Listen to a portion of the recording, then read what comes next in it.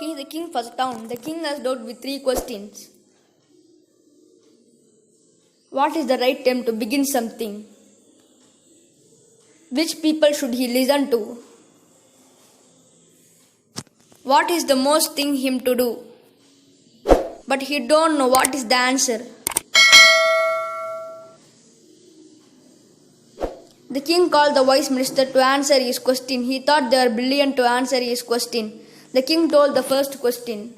What is the right time to begin something? Some said the king must prepare a timetable and follow it strictly. Some said could he do everything at its proper time. Some said that it was impossible to decide in advance the right time for doing something. The king was thinking. He said the second question. This second question was which people should he listen to? Some said people most necessary to the king. Others said priests. Few others chose doctor. But the king was not clear with these answers. He asked the third question. The third question was, what is the most important thing for him to do? Some said science. Others chose fighting. And yet others religious worship. The king was again sad. He got idea that he want to meet the hermit. He thought he knows the answer for the question. The king went to see the hermit.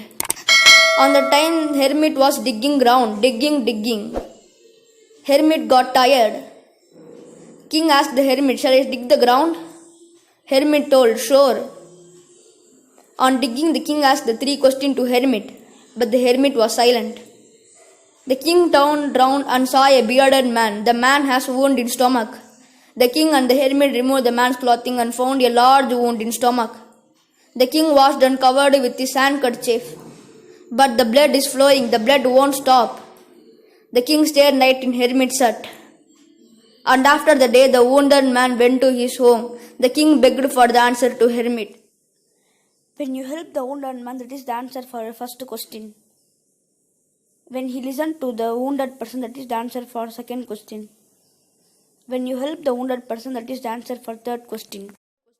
The king thanking the hermit and went.